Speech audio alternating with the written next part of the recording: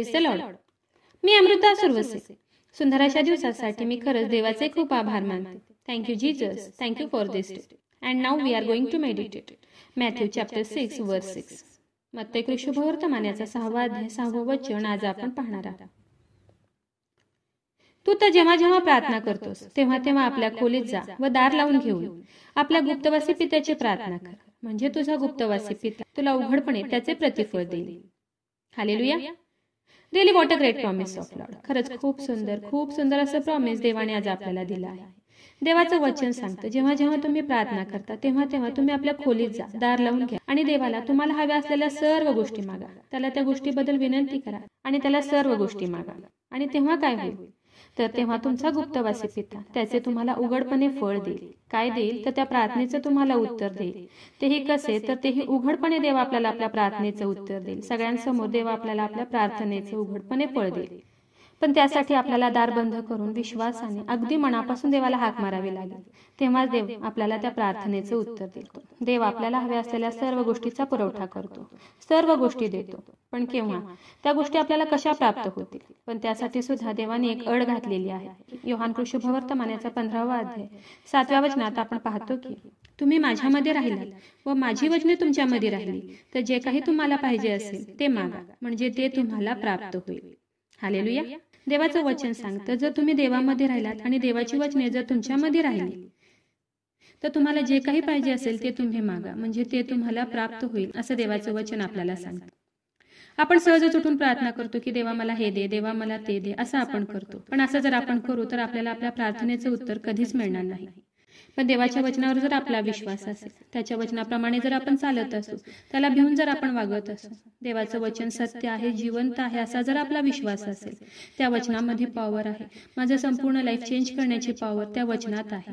देवाचं जिवंत वचन माझी संपूर्ण परिस्थिती बदलून टाकेल, असा जर आपला विश्वास असेल तर आपण विश्वासाने प्रार्थनेत जे काही मागू, त्या वचनावर विश्वास ठेवून आपण देवाला जे काही मागू ते देव आपल्याला देईल. कधी कधी आपण नर्वस होतो, देवा मी तुला ह्या गोष्टी किती दिवस मागत आहे, ह्या गोष्टीसाठी मी किती दिवस झालं प्रार्थना करत आहे, देवा मला तू माझ्या प्रार्थनेचं उत्तर का देत नाही, असं खूप वेळा आपण नर्वस होतो.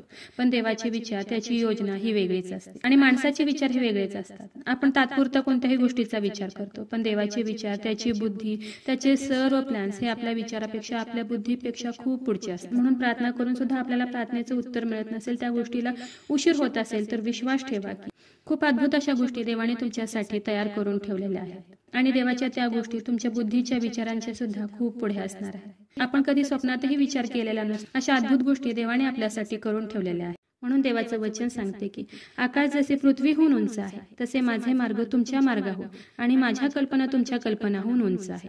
आणि देवाला विश्वासाने आज तुम्ही प्रार्थना करा की हे देवा, तुझ्या उंच अशा कल्पना माझ्या जीवनात तू आज पूर्ण कर. नक्कीच देवास त्याच्या उंच अशा कल्पना तुमच्या जीवनात पूर्ण करेल आणि देव तुम्हाला खूप खूप उंच करेल.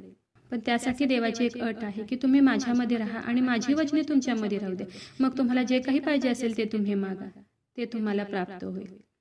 म्हणून आज खूप विश्वास आणि तुम्ही देवाच्या ह्या वचनावर विश्वास ठेवा. विश्वासाने ह्या वचनाला तुम्ही आज क्लेम करा आणि त्याच्या वचनाप्रमाणे आज दार बंद करून देवाला प्रत्येक गोष्टीसाठी विनंती करा आणि विश्वासाने हात उंच करून देवाला हाक मारा आणि तुम्हाला हव्या असलेल्या सर्व गोष्टी आज विश्वासाने त्याला मागा. आणि विश्वास ठेवा की देव नक्कीच आज तुम्हाला हव्या असलेल्या सर्व गोष्टी देईल. तुम्हाला हव्या असलेल्या सर्व गोष्टी आज तुम्हाला प्राप्त होतील. तर चला देवाच्या वचनावर विश्वास ठेवूया, त्याच्या ह्या वचनाला क्लेम करूया. नक्कीच या वचनाद्वारे देव तुम्हाला खूप खूप आशीर्वादित करू. खूप जणांना देवाच्या ह्या जिवंत वचनाची गरज आहे. खूप जणांपर्यंत तुम्ही देवाचं हे जिवंत वचन शेअर करा. देव तुम्हाला खूप खूप आशीर्वादित करू. शाल वी प्रे. हालेलुया. स्तुतीस पात्र, स्तुतीस योग्य देवा, धन्यवाद देते. हात उंच करून तुझी स्तुती, तुझं गौरव करते ईश्वराच्या. तुझ्या नावाला मान, महिमा, गौरव आता आणि सदा सर्व काळ असू दे ईश्वराच्या. सुंदर अशा दिवसासाठी मी मनापासून तुझे आभार मानते ईश्वराचे. सुंदर असं प्रॉमिस, गोड असं प्रॉमिस प्रभू ईश्वपा, तू आज आम्हाला दिले उपकार मानते प्रभू ईश्वपा.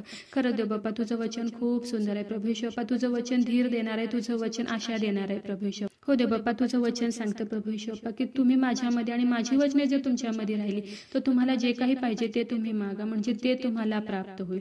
हो देव बाप्पा, खरंच खूप सुंदर प्रॉमिस आज आम्हाला दिलं, उपकार मानते प्रभू येशू बाप्पा. हो येशू राजा, जेवढ्याने तुझाचे वचन ऐकलंय प्रभू येशू बाप्पा, जेवढ्याने तुझ्या वचनावर विश्वास ठेवलाय प्रभू येशू बाप्पा, त्या प्रत्येकाला तू आज आशीर्वादित कर प्रभू येशू बाप्पा, आणि त्यांना त्यांच्या लाईफमध्ये हव्या असलेल्या सर्व गोष्टी प्राप्त होऊ दे प्रभू येशू बाप्पा. हो येशू राजा, माझा विश्वास आहे येशू राजा, तू आज माझी प्रार्थना ऐकलेली. आग्रहाची विनंती करत आहे प्रभू येशू बाप्पा, जेवढे प्रेयर रिक्वेस्ट आलेत खूप विश्वास आणि तुझ्या हातात देते. प्रत्येकाची प्रत्येक गरज नासुरी येशू तुझ्या नावात तू आज पूर्ण कर.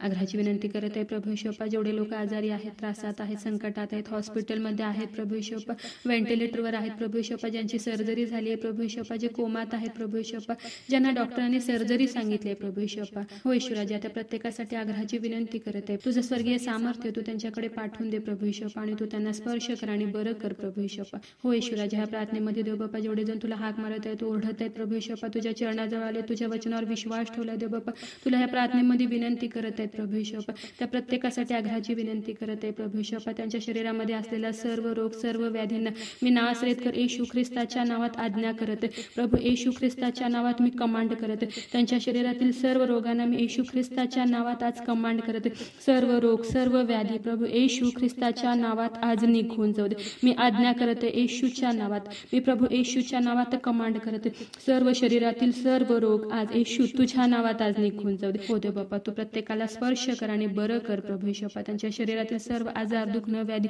आज तुझ्या नावामध्ये निघून जाऊ दे प्रभू येशू बाप्पा. हो येशू राजा, माझा विश्वास आहे येशू राजा, तू आज माझी प्रार्थना ऐकलेली आहे. आय प्रे in the name of Jesus, amen.